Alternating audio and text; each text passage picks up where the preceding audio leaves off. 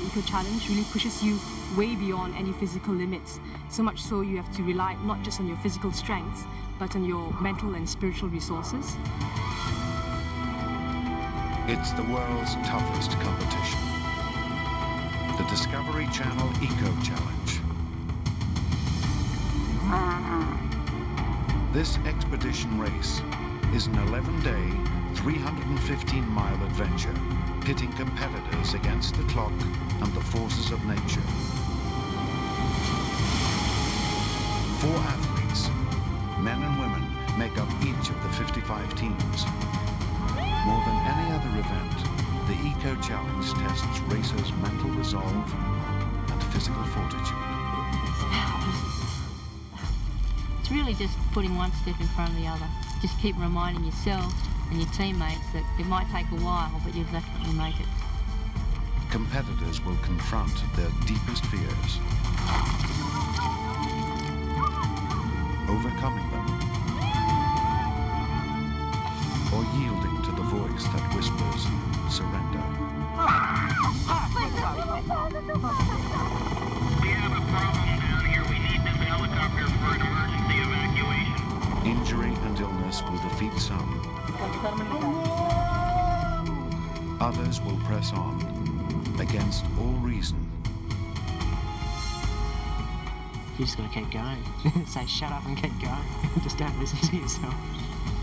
Those who persevere will touch the high age of human endeavor in a moment of pure triumph.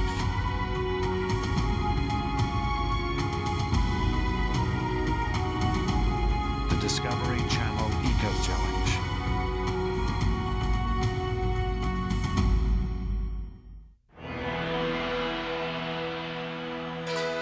Here, in the south of Asia, is one of the largest archaeological campaigns of the century. After casting off one colonial ruler after another, the people of Sri Lanka are finally unearthing the treasures of their past.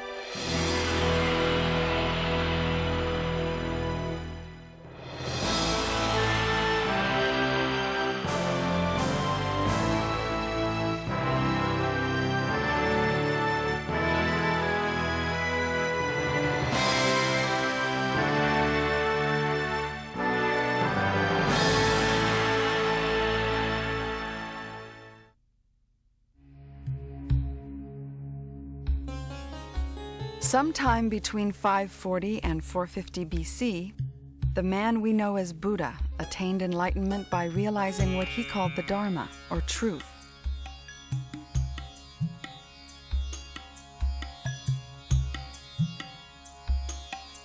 His name was Siddhartha Gautama, and he was born on the Nepalese side of what is now the Indian-Nepal border.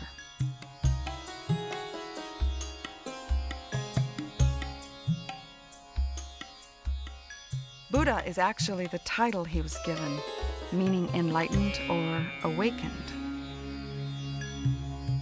According to the Buddha, desire and attachment to pleasures of the senses are obstacles to liberation from the cycle of reincarnation.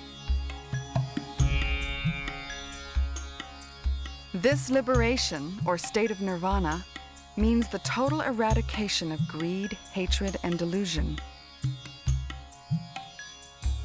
He who has attained it will live as long as his body keeps going, but will not be reborn. Thus, he will never have to suffer or die again.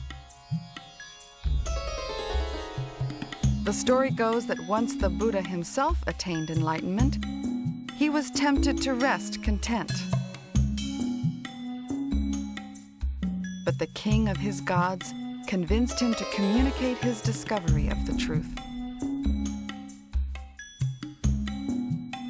When he had acquired 60 followers, he ordered them to disperse and teach the Dharma for the welfare and happiness of the people.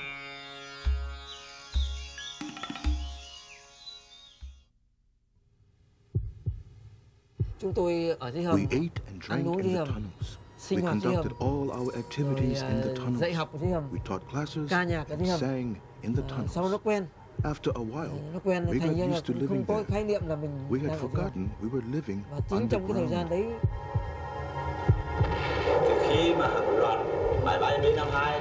During the B-52 raids, the older people told us to scatter throughout the tunnel, not to gather in one place.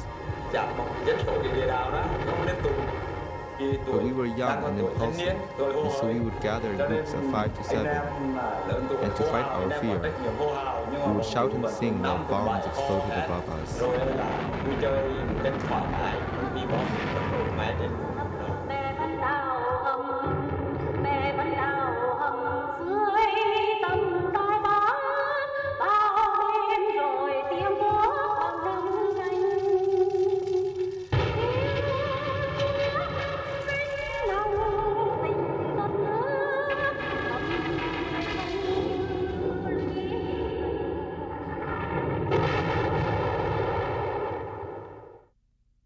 Raul Barrientos lived through Hurricane Mitch, one of the strongest Atlantic hurricanes ever recorded.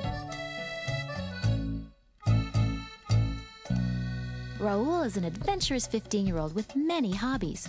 He loves climbing trees at his family home in Zacatecoluca and playing in the river. But even Raul wouldn't have dived into this raging river. Para el paso del huracán, pues sí, había mucho viento, mucho frío, it was very windy, lluvias, cold and rainy. There were floods and overflowing rivers. We got really worried. On the news, Raul watched Mitch leave a trail of destruction across Central America. Pues tenía curiosidad por saber cuáles eran los estragos, por saber qué se sentía and what it would feel like to experience such an incredible adventure. ¿Qué era esa? Curious and a little crazy, Raul and his friends decided to chase after Mitch. They took a bus through the district of San Vicente to the Lempa River. Some of the roads were completely covered with dirt that washed down from the hills. Because the ground is so very fragile and vulnerable when it rains. Everything was different from what we had expected. They had come to San Vicente looking for an adventure. But it wasn't a game. We were face to face with reality. Rain, strong winds, and a lot of cold weather. Raul did not expect to see so many people suffering.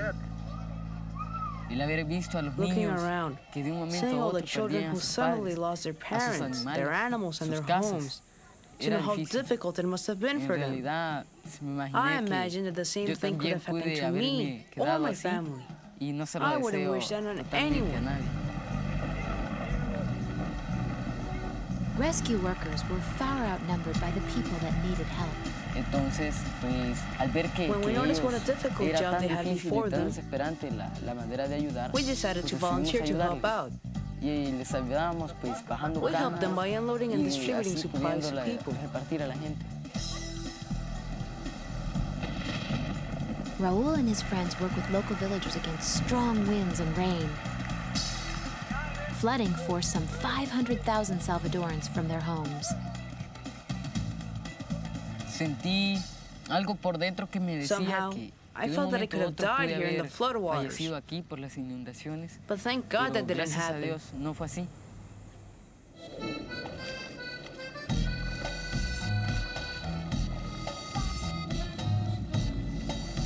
Raul won't be chasing any more hurricanes for adventure. But when help is needed, you can bet he'll lend a hand. The thing that gave me the most satisfaction was helping other Salvadorans. The feeling, the excitement, the adrenaline rush, and knowing that I was helping others. Coming up on Animal Encounters, explore an underworld where creatures survive trapped in total darkness. And dive into a strange world where crabs wear costumes and fish change sex. Then travel to a forgotten forest where Europe's rarest predators live untouched for centuries. Visit some of the coolest habitats on the planet next on Animal Encounters.